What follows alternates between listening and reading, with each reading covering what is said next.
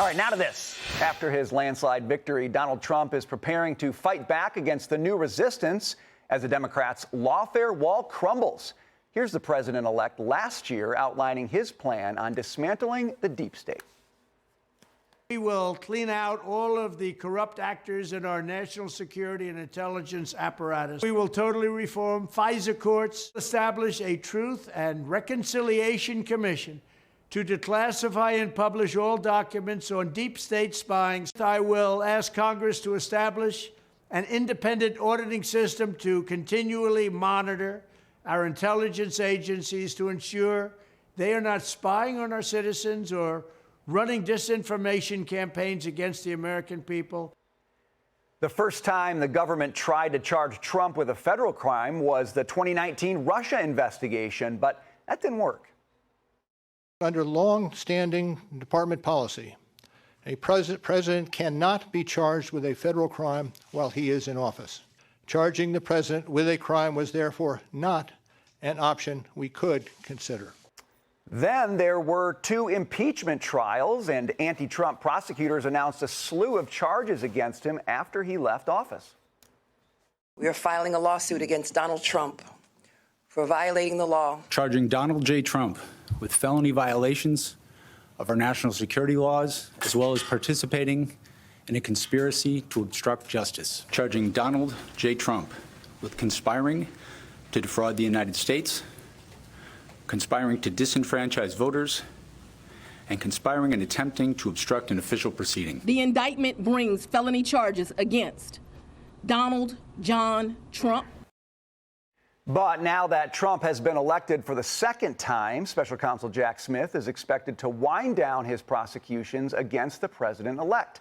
And the judge in Trump's New York criminal trial is considering tossing out the felony conviction from earlier this year. So what does the deep state have in store for Trump this time around? Let's ask Gianno Caldwell what he thinks. I would call what they've pursued so far the spaghetti strategy. You throw everything you've got, impeachments, lawfare, none of it's worked. So I wonder what's left. What else are they going to do? Well, it's quite unfortunate for them. We know in the beginning, 2016, they spied on this campaign. It was legitimate. We know about the Russia hoax. We know about many other hoax that they tried to push up against them. Now, in that particular time frame, he had to run for a second term. So he was largely on defense with many of these issues. This time, he doesn't have to run for any office at all. So if you see some of the videos that are coming from Donald Trump talking about censorship and many of the things that he's going to do in his second term agenda, the deep state is scared. They got to be in fear because now it doesn't matter what you attempt to do, it won't work. The American people see it for what it's been, which is a sham across the many years, and they see him as the person who can actually make positive change for their lives. So Donald Trump is going to have, I think, a clean sweep once he gets Well, and it seems like he's playing offense for sure. It's interesting, this exchange I want to show you, Anita, between Dana Bash and Jim Jordan. She seems to kind of be flipping the script on lawfare. Listen to what they had to say. Do you support him using the Justice Department to go after the people who disagree? He didn't do it his first term. What I support is stopping. Right, but this is a second term. What I support is stopping this lawfare, stopping this political targeting, political cases. We all know the Fonnie Willis case, the Alvin Bragg case, and the Jack Smith cases were all driven by politics. The American people understood it. That's why they had this overwhelming win. One of the reasons that this overwhelming win for President Trump. So I'm against the retribution. I'm against the Justice Department saying if you're a mom and dad showing up at a school board meeting, we're going to investigate you. I'm against the FBI putting together a memorandum at the Richmond field office which said if you're a pro-life Catholic, you're an extremist. So I just we want all that to stop. What do you make of that? Yeah, I think everyday folks watching that can't help but agree with Jim Jordan right there because, look at what he's saying. All of those things came to pass. Parents showed up to a school board meeting to protest what was going on at the school, some of the gender policies in Virginia, and they got labeled domestic terrorists. That's a terrible thing to be called a domestic terrorist. What about the doctors, healthcare workers, firefighters who lost their jobs because the military, they didn't want to take the COVID vaccine? What about people who got thrown in jail for opening up their businesses during COVID? That happened in Minnesota. A grandmother opened up a coffee shop. They were fine.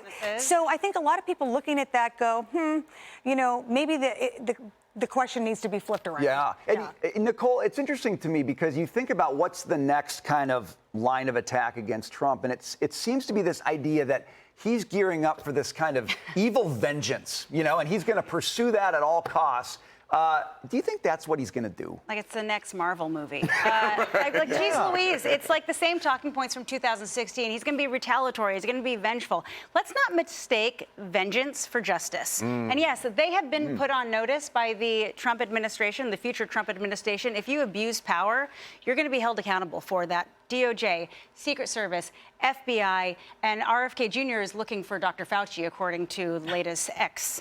But at the end of the day, this is not going to be President-elect Trump. This is going to be task for Congress. Congress is going to make these decisions. The Constitution affords us the fact that there will be no encore for President Trump, and he knows that. Right. He is looking to leave his legacy, and he is going to, I personally believe that he is going to do what he has set forth to do, and he is going to try and make America great again and make people be proud to live in America, help them in their pocketbooks, and truly do what they can to make people proud to be in this country. And I always like what he's been saying, which is the best revenge is success. That's right. Yeah, exactly. Great policy, getting it done. I think that's probably where he's going with all this. All right. Hey, Sean Hannity here. Hey, click here to subscribe to Fox News YouTube page and catch our hottest interviews and most compelling analysis. You will not get it anywhere else.